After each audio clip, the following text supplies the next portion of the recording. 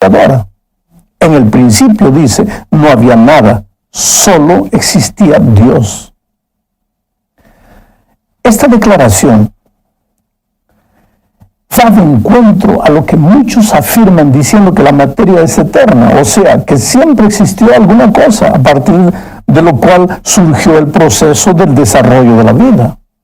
Pero la Biblia es contundente al afirmar que en el principio solo existía Dios. Y esto no lo dice solo el libro de Génesis, lo dice también la epístola a los Hebreos, capítulo 11, versículo 3. Voy a leer ese texto. Dice así: por la fe comprendemos que el universo fue hecho por la palabra de Dios, de modo que lo que se ve fue hecho de lo que no se veía. ¿Percibes? Lo que se ve fue hecho de lo que no se veía. No había nada antes de que Dios creara el universo. Dios es el principio de todo. Antes de Dios nada existía. Inclusive el verbo crear que el escritor bíblico usa en hebreo es el verbo bara, que significa crear de la nada. Sabes, existen 4 verbos usados en la Biblia hebrea que pueden ser traducidos como crear. Esos 4 verbos hebreos son bara, asá, yatzá y quaná. En 3 de esos verbos, el sujeto que crea puede ser Dios o también puede ser el ser humano, y crean a partir de alguna cosa. Pero en el verbo bara, solo Dios puede ser el creador, porque jamás un ser humano puede crear de la nada.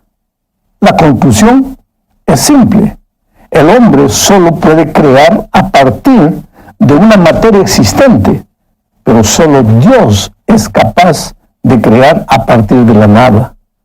Bueno, bara, el verbo que se usa en el texto que acabo de leer, significa crear a partir de la nada. Ahora, lo maravilloso del relato bíblico es que Dios no crea al mundo y lo abandona a su propio proceso de desarrollo natural, no. Él se preocupa en cuidar el mundo que Él creó. Eso lo vemos desde el principio, cuando el Espíritu de Dios se mueve sobre la faz de las aguas.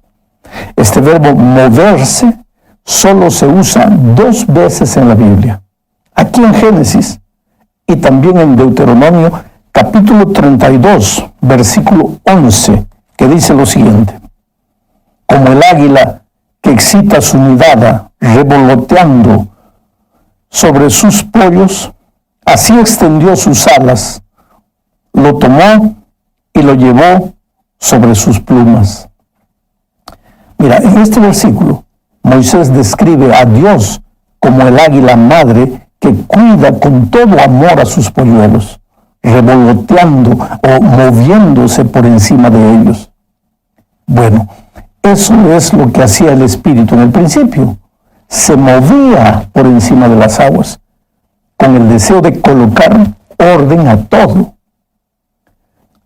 ¿No te parece interesante esta idea? Mira, a veces golpeado por la vida, puedes pensar que Dios está ausente de tu vida, pero no es verdad. Él está cerca de ti, como el águila, cuidando de sus polluelos. Pero querido, vamos ahora a la segunda parte de este estudio. Para eso necesitamos leer el Salmo 19, versículos 1 al 3. Los cielos cuentan la gloria de Dios y el firmamento anuncia la obra de sus manos. Un día emite palabra a otro día y una noche a otra noche declara sabiduría. No hay lenguaje ni palabras, ni es oída su voz. El salmista menciona aquí a los cielos como testigos mudos del poder de Dios. No es necesaria ninguna palabra, ni argumentos, ni filosofías. Es solo mirar para arriba y ser honestos con la propia razón. Tiene que existir un creador de algo tan grande, tan hermoso, diseñado con tanta perfección. Los cielos y la tierra testifican día tras día y noche tras noche que Dios hizo todas las cosas. El Salmo dice, no hay lenguaje ni palabras. Las personas pueden no creer, pero la evidencia es irrefutable. ¿Cómo se puede explicar el hecho de que la tierra esté a la distancia exacta del Sol para que la vida exista en la tierra? Porque si estuviese más cerca la quemaría, o si estuviese más lejos tal vez la energía necesaria no llegaría. ¿Cómo llegó a colocarse la luna en el lugar preciso para ayudar a controlar el movimiento de los océanos? ¿Por qué el Sol, la luna, la tierra y las estrellas viajan por rutas establecidas y nunca salen de ellas? Si cambiasen de ruta sería un cataclismo universal. Pero el hecho es que el diseño asombroso de los cielos anuncia la obra de sus manos. El número incontable de estrellas en la bóveda celeste testifica la grandeza de Dios. La inmensidad del espacio declara la gloria de Dios. Mi amado, podríamos gastar un año hablando de cosas que la ciencia confirma hoy. Todos los estudiosos, aunque no crean en Dios, concuerdan con el hecho de que al observar el universo, ellos tienen la impresión de que todo apareció con un propósito. Y la verdad es esa. Dios creó el mundo con un propósito. Tu vida tiene un propósito. Nada existe por simple acaso, mucho menos tú. Y el hecho de que en este momento las cosas tal vez no estén bien en tu vida, no significa que naciste por acaso, ni que tu destino es sufrir. Hay un plan glorioso para tu vida y si crees y esperas, verás ese plan hecho realidad. Ten un poco de paciencia y confía en Dios. Vamos a hablar ahora del poder creador de la palabra de Dios. Para esto leamos Jeremías, capítulo 51, versículos 15 y 16. Él es el que hizo la tierra con su poder, el que afirmó el mundo con su sabiduría y extendió los cielos con su inteligencia. A su voz se producen tumultos de aguas en los cielos. Él hace subir las nubes desde lo último de la tierra. Él trae la lluvia con los relámpagos y saca el viento de sus depósitos.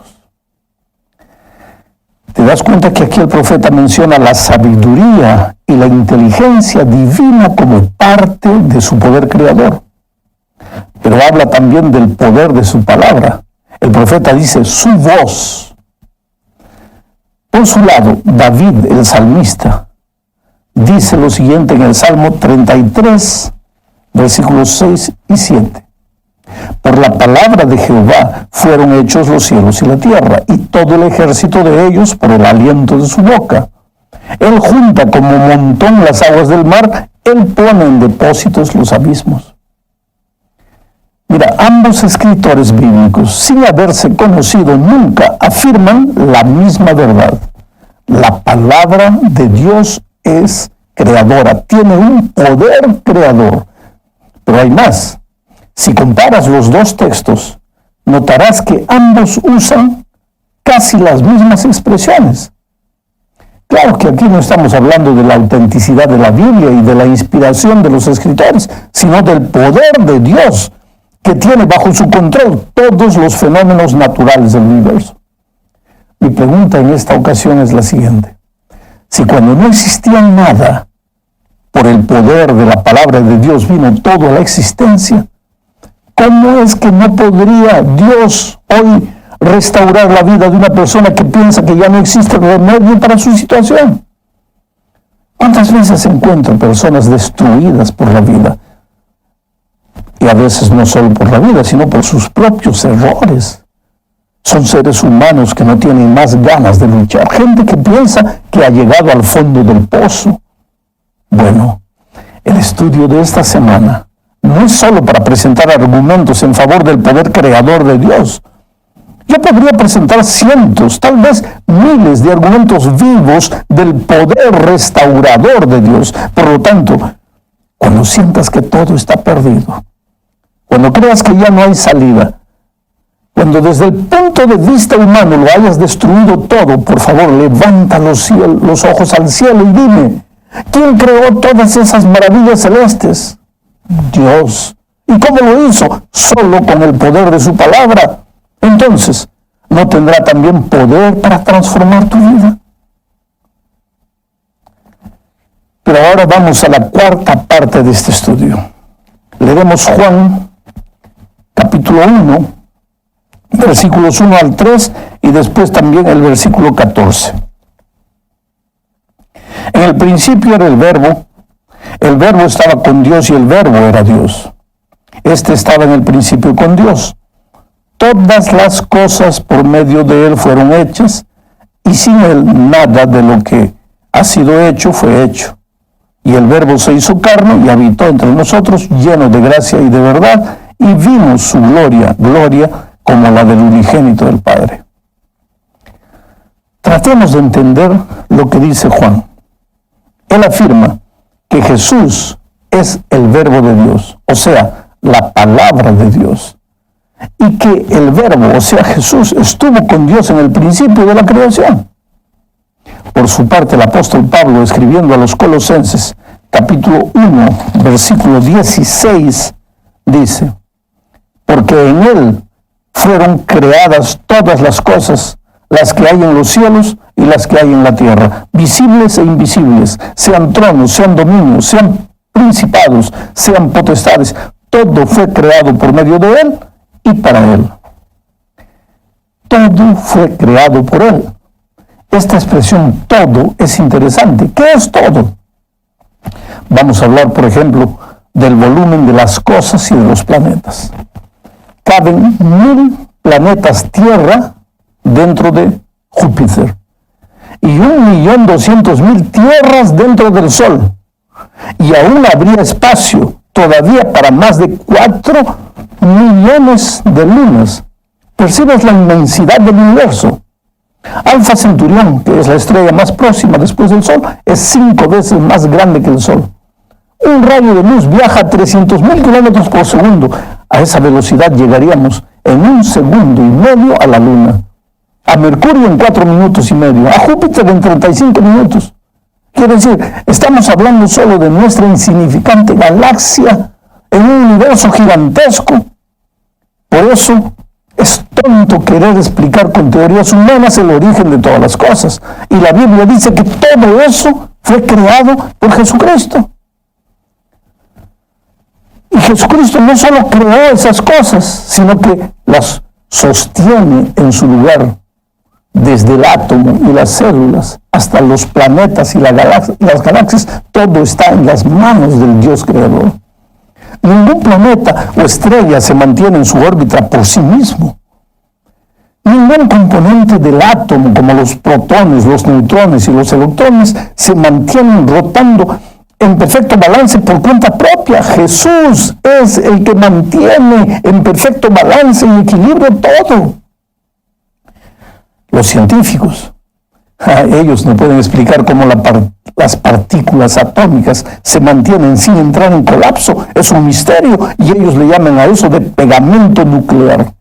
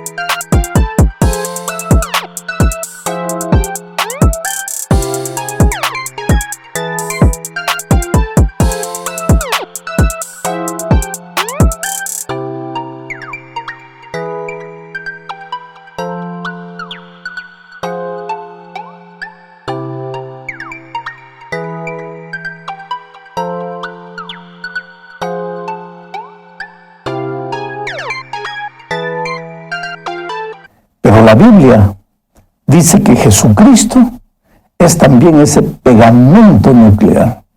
es el que sostiene todas las cosas, el que controla la creación. Si el pegamento nuclear se quitara, todo sería un explosivo en potencia, y eso está comprobado con las armas nucleares. Y el apóstol Pedro dice que eso va a ocurrir en el futuro. En ese momento Jesucristo con toda seguridad va a quitar su pegamento nuclear, que es su propia fuerza, su poder, y todo se va a disolver. Mira cómo lo describe Pedro en la segunda epístola de Pedro, capítulo 3, versículos 10 al 12. Pero el día del Señor vendrá como el ladrón en la noche. Entonces los cielos pasarán con gran estruendo, los elementos ardiendo serán deshechos, y la tierra y las obras que en ella hay serán quemadas. Puesto que todas estas cosas han de ser deshechas, ¿cómo no debéis vosotros andar en santa y piadosa manera de vivir, esperando y apresurándoos para la venida del día de Dios, en el cual los cielos encendiéndose serán deshechos y los elementos siendo quemados se fundirán? ¿Ves el cuadro horroroso cuando finalmente Jesús retire su gracia sustentadora para el establecimiento de una tierra nueva? Ese es el poder, no solo creador, sino sostenedor, mantenedor del Señor Jesucristo. Este mundo existe únicamente por la gracia de Jesús. Si Dios quitase su maravilloso amor, su cuidado, su protección, estaríamos todos perdidos. En un segundo dejaríamos de existir.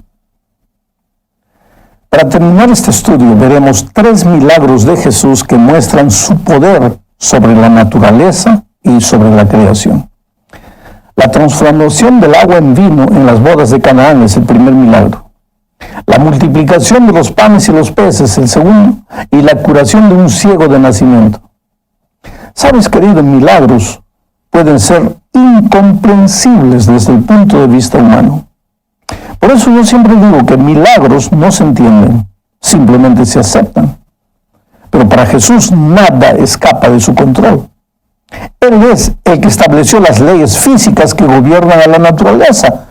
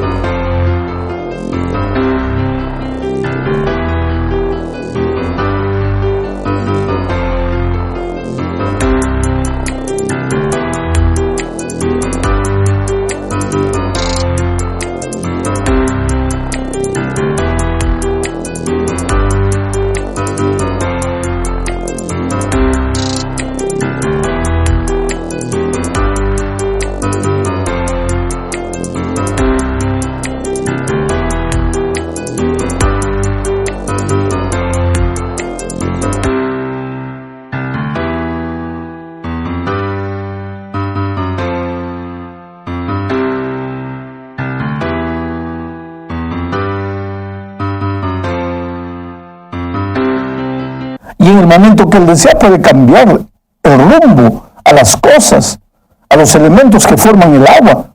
Por ejemplo, esos elementos pueden transformarse en elementos propios del vino.